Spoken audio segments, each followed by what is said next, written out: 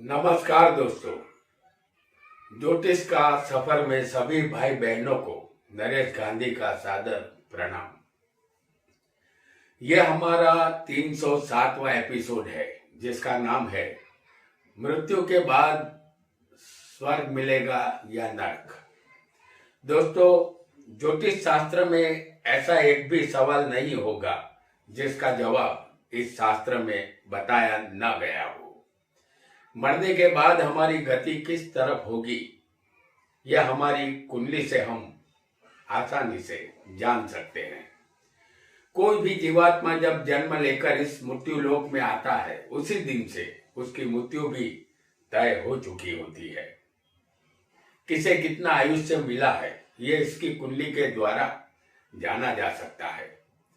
कोई भी जीवात्मा इस धरती पर जन्म लेता है तो उसे नहीं मालूम होता कि वह किस लोक से आया है। जीवात्मा जब बड़ा हो जाता है तब भी वह नहीं बता सकता कि अपने जन्म से पहले वह कहाँ था।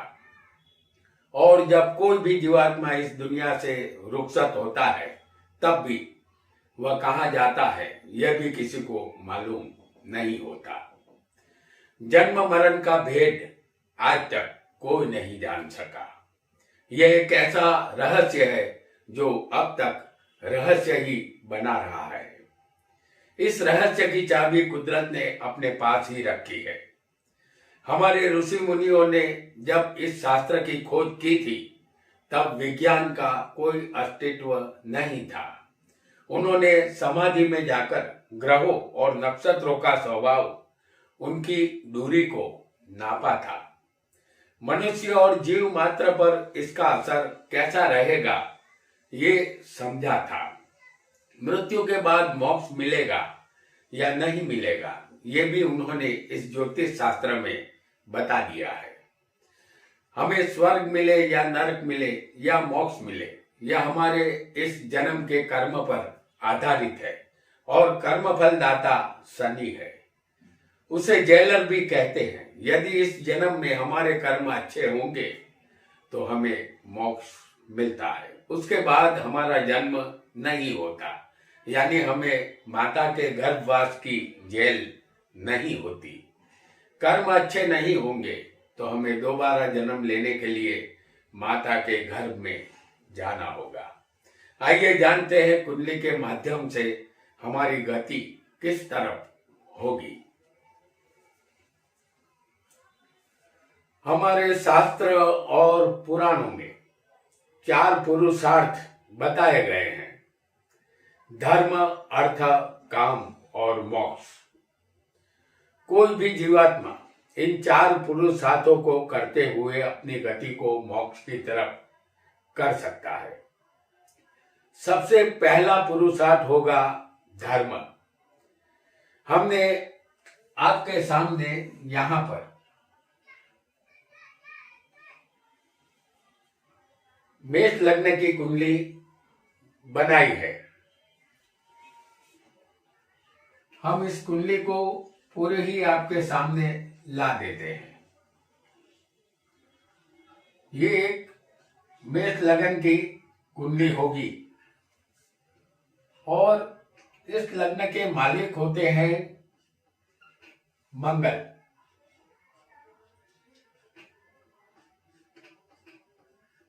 लग्न हमारा शरीर होता है। इस कुंडली में हम आपको 4 त्रिकोण का परिचय करवाएंगे। पहला त्रिकोण धर्म का होगा। कुंडली में 1, 5 और 9 ये पहला त्रिकोण होगा। जैसे हम आपको दिखा रहे हैं पहला त्रिकोण।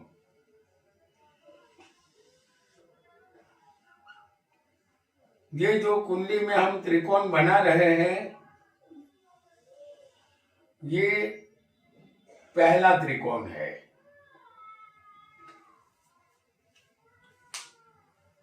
1, 5 और 9 यह पहला त्रिकोण है। इसे धर्म त्रिकोण कहते हैं।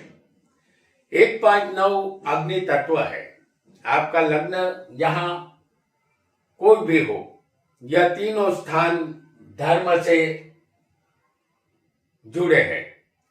लग्न जो हमारा शरीर है, पांचवा स्थान हमारा पिछला जन्म दर्शाता है और नौवां स्थान हमारे आने वाले जन्म को दर्शाता है। नौवां स्थान हमारे पिता का होता है और हमारे पिता थे, इसलिए हमारा जन्म हुआ है। पिता से पांचवा स्थान पिता के संतान का होता है, यानी हमारा लग्न 1, 2, 3, 4 और 5 ये पिता का संतान हुआ, यानी ये लग्न हमारा शरीर है। लग्न जो हमारा वर्तमान जन्म भी है। लग्न से पांचवा स्थान हमारे संतानों का संतान है। माफ कीजिएगा, जैसे आप पिता के संतान हुए और जिसकी कुंडली में लग्न हुआ वो अपने पिता का संतान हुआ, ये उसके संतानों का स्थान होगा, यानी आपके संतानों का, क्योंकि लग्न हमारा शरीर है और उससे पांचवा स्थान हमारे संतानों का होता है। तो हमारे जन्म के साथ ही हमें धर्म मिल जाता है। जो पिता का धर्म होता है वही हमारा धर्म बन जाता है। नौवां स्थान कुंडली में धर्म और तीर्थ यात्रा का है। धर्म हमारे जन्म के साथ ही जुड़ चुका है। पांचवा स्थान विद्या का है और मंत्र साधना का है। कुछ साल बाद हम जवान हो जाते हैं, विद्या हासिल करते हैं, तब हम धर्म को अच्छी तरह जान जाते हैं। हम धार्मिक बनेंगे या नास्तिक, ये हमारी कुंडली से पता चलेगा। धर्म हमें मोक्ष की तरफ ले जाएगा। यदि हम धर्म में श्रद्धा रखेंगे तो हमारे कर्म सुधरेंगे और कर्म सुधरेंगे तो मोक्ष का दरवाजा हमारे लिए खुल जाएगा। हमारा पहला, पांचवा और नौवां स्थान बलवान होगा तो हमारी गति धर्म की तरफ होगी। ये पहला त्रिकोण है, 1, 5 और 9। अब जानेंगे दूसरे त्रिकोण को, क्योंकि ये धर्म त्रिकोण है जिसे हम जान चुके हैं। यहां अब हम दूसरे त्रिकोण को भी समझेंगे।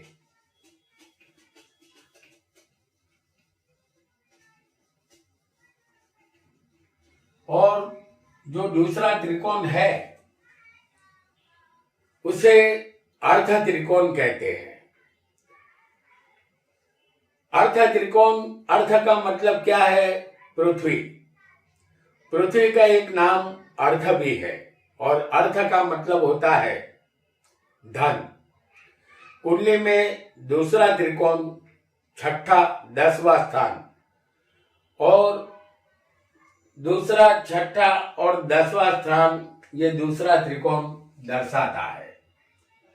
यहां हम दूसरा त्रिकोण आपके सामने ला रहे हैं। ये दूसरा त्रिकोण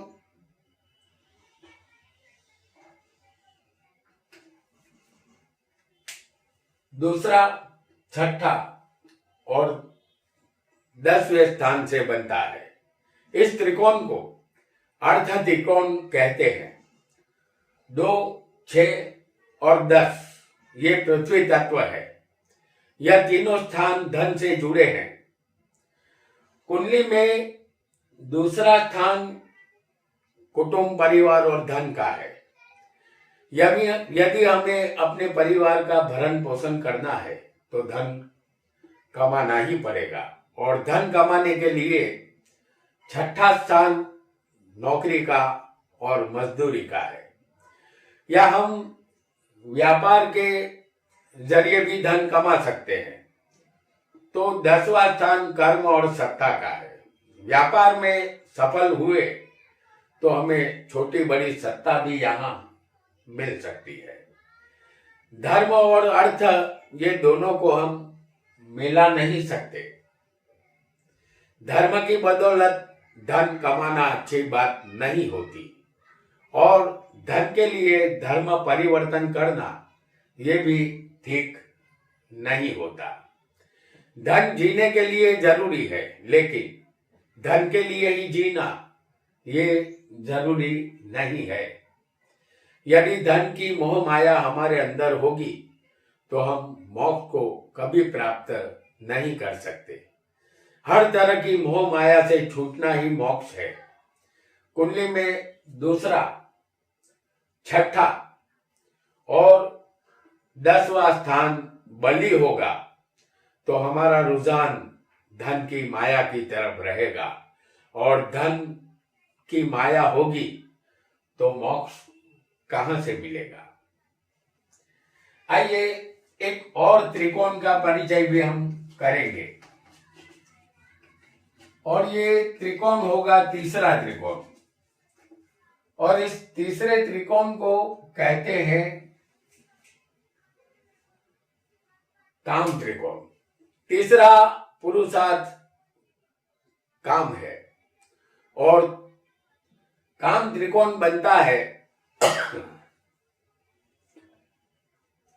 तीसरे स्थान से, 7वें स्थान से और 11वें स्थान से। हम यहां एक और त्रिकोण आपको बनाकर दिखा रहे हैं।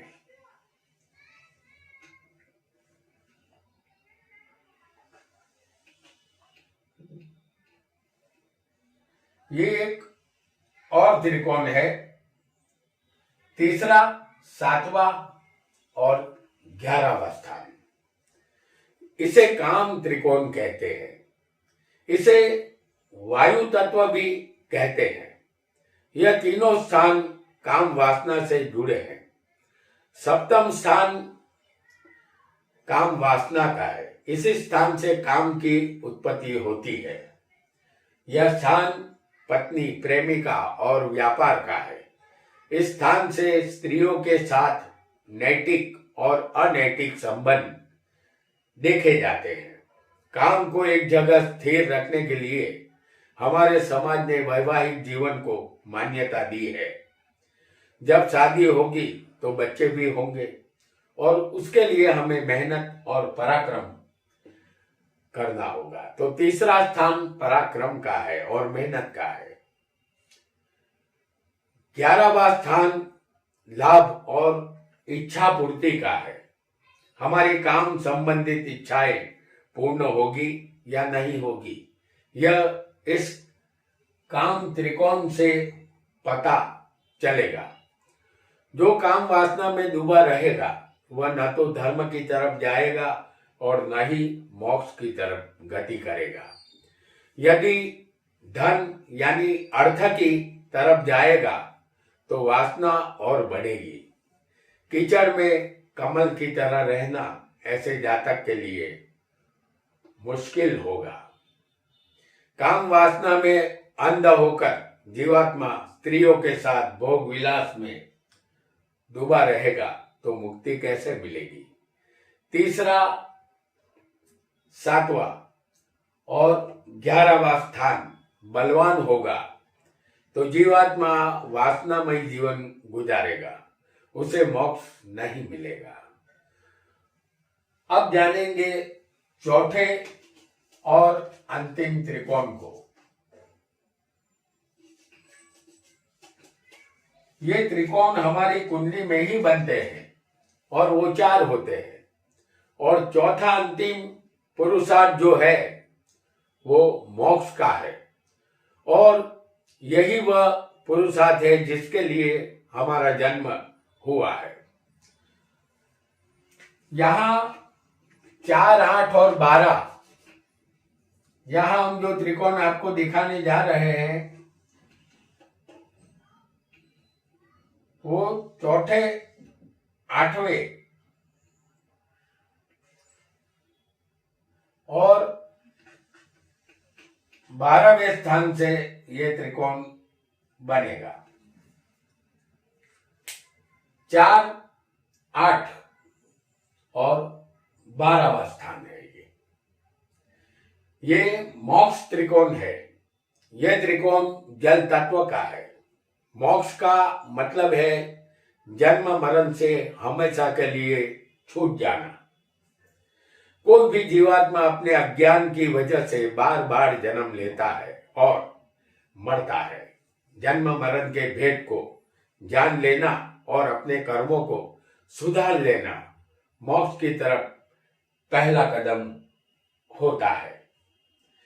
कर्म मार्ग और ज्ञान मार्ग का रास्ता ही मोक्ष की तरफ जाता है, क्योंकि 12वां स्थान मोक्ष का होता है। मोक्ष का अर्थ है आत्मा द्वारा अपना और परमात्मा का दर्शन करना। किसी भी आत्मा को मोक्ष तब तक नहीं मिलता जब तक हमारे कर्म अच्छे नहीं होंगे। भगवान की कृपा से ही मिलता है मोक्ष। जिनके शरीर के द्वारा अच्छे कर्म होते हैं उस पर भगवान की कृपा बरसती है। चौथा स्थान यहाँ माता का है। माता जो अपने बालक को जन्म देती है, संस्कार देती है। चौथे से 5वां स्थान 8वां है, जो माता के संतान का और आयुष्य मृत्यु का भी होता है। माता के दिए संस्कार और अपने आयुष्य के मुताबिक जीवात्मा की गति रहेगी। 8वें से 5वां स्थान 12वां है, जो व्यय, मोक्ष और विनाश का है। हमारे पौराणिक ग्रंथों में कहा गया है कि हमारे अच्छे कर्म आयुष्य लंबा करते हैं और बुरे कर्म आयुष्य को घटाते हैं। चौथा, 8वां और 12वां स्थान कुंडली में मजबूत होगा तो हमें मोक्ष मिलेगा। यदि यह त्रिकोण कमजोर होगा तो अभी और कई जन्म हमें लेने हैं, मुक्ति अभी नहीं है, ऐसा हमें समझना पड़ेगा। यहां पर हमने उन चारों त्रिकोणों को जान लिया है। इतनी जानकारी के बाद धर्म, अर्थ, काम और मोक्ष, इन चारों त्रिकोणों में से जो त्रिकोण ज्यादा बलवान होगा उस तरफ जातक का मन जाएगा। जैसे धर्म त्रिकोण आपका पहला, 5वां और 9वां स्थान बलवान होगा तो आपका रुझान धर्म की तरफ ज्यादा रहेगा। दूसरा त्रिकोण जो है उसे अर्थ त्रिकोण कहते हैं। यदि जातक का दूसरा, छठा और 10वां स्थान बली होगा तो जातक से धन की मोह माया नहीं छूटेगी। मोक्ष ऐसे जातक से दूर होगा, आगे कई जन्म लेने होंगे। तीसरा त्रिकोण होता है जो काम त्रिकोण है। तीसरा, 7वां और 11वां स्थान काम त्रिकोण है और ये काम वासना का स्थान है। इस त्रिकोण के बली होने पर हमारा मन पत्नी, संसार, काम वासना में लगा रहेगा। हम कभी भी मोक्ष हासिल नहीं कर पाएंगे। वासना के चक्रव्यूह से हम बाहर कभी नहीं निकल पाएंगे। एक के बाद एक जन्म हम लेते जाएंगे लेकिन हमारा उद्धार नहीं होगा। और चौथा त्रिकोण 4, 8 और 12वां है। इसे मोक्ष त्रिकोण कहते हैं। यह त्रिकोण बली होगा तो हम इसी जन्म में मोक्ष की तरफ जाने के लिए प्रयाण कर सकते हैं। हमारा मन संसार से विरक्त हो जाता है। यह संसार मिथ्या है, इस बात का एहसास हमें हो जाता है। भगवान में ही हमारा मन लगा रहता है। हमारी गति मोक्ष की तरफ हो जाती है। धर्म, अर्थ, काम और मोक्ष जो त्रिकोण हमारी कुंडली में बलवान होगा उस तरफ हमारा रुझान रहेगा। अब मरने के बाद हमारी गति किस तरफ होगी, कौन से लोक में हम जाएंगे, हमें स्वर्ग मिलेगा या नरक, ये भी हमारे ऋषि मुनियों ने अपने ग्रंथों में बता दिया है। अब हम यहाँ जो योग बताएंगे वह जन्म कुंडली पर लागू नहीं होंगे, बल्कि वह मरने वाले की कुंडली पर लागू होंगे। मृत्यु की तारीख, मृत्यु का समय, शहर का नाम, इसकी मदद से हमें तत्काल एक कुंडली का निर्माण करना है। यह कुंडली मृत्यु के समय की होगी और मरने वाले की उस कुंडली से हमें पता चल जाएगा कि वह जीवात्मा किस लोक में गया है। मृत्यु के समय की कुंडली में यदि आपका कोई भी लग्न हो, हमने यहां आपको मेष लग्न की कुंडली दिखाई है, लेकिन लग्न कोई भी हो और मृत्यु के समय की कुंडली में लग्न में गुरु होगा तो वह जीवात्मा देवलोक में गया है, ऐसा हमें समझना है। और मृत्यु के समय की कुंडली में लग्न में किसी को सूर्य या मंगल होगा या दो में से कोई भी एक होगा तो जीवात्मा मृत्यु लोक में गया है, ऐसा हमें समझना है। और यदि मृत्यु के समय की कुंडली में लग्न में शुक्र या चंद्र या दो में से कोई भी एक ग्रह लग्न में मौजूद होगा तो जीवात्मा पितृलोक में गया है, ऐसा हमें समझना है। या मृत्यु समय की जो कुंडली हम निकालेंगे उसमें यदि किसी को शनि या बुध लग्न में होंगे उस समय की कुंडली में दो में से कोई भी एक होगा तो जीवात्मा नरक लोक में गया है, ऐसा हमें समझना है। अब एक और बात को भी यहां हम समझेंगे। यदि मृत्यु समय की कुंडली में जीवात्मा का लग्न मेष, वृषभ, मिथुन या कर्क, यहां हम आपको दिखा रहे हैं मृत्यु समय की कुंडली में कौन सा लग्न होना चाहिए। जैसे समझ लीजिए मेष, वृषभ, मिथुन या कर्क, इनमें से कोई एक लग्न होगा मृत्यु के समय की कुंडली में तो जीवात्मा को पृथ्वी लोक मिलेगा।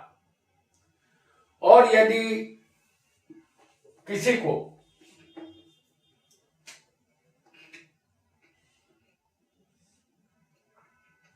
किसी का सिंह लगन हो, कन्या लगन हो, तुला लगन हो या वृश्चिक लगन हो मृत्यु समय की कुंडली में,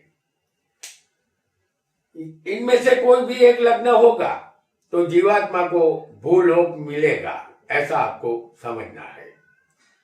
और सूर्य चंद्र का प्रकाश जहां तक पहुंचता है वहां तक का विस्तार भूलोक कहा जाता है। और यदि मृत्यु समय की कुंडली में किसी का लग्न धनु,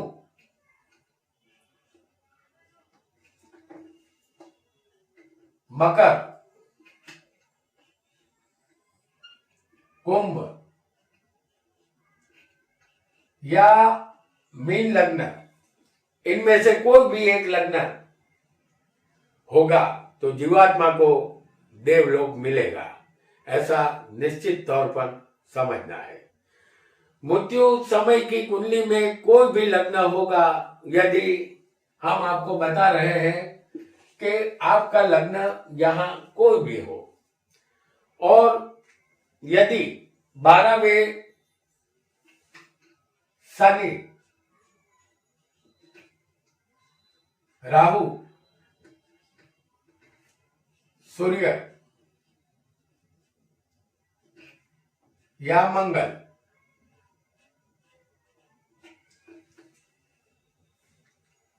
12वां स्थान मोक्ष का होता है। आपका लग्न कोई भी हो यहाँ, लेकिन 12वें शनि, राहु, सूर्य, मंगल या इनमें से कोई भी एक ग्रह भी बैठा होगा तो जीवात्मा की गति अशुभ रहेगी। उसका मोक्ष अभी नहीं है, आगे कई जन्म इसे लेने होंगे। मृत्यु के समय की कुंडली में एक और बात भी हम समझेंगे। मृत्यु के समय की कुंडली में सूर्य, चंद्र यदि किसी को अष्टम स्थान में बैठे हो,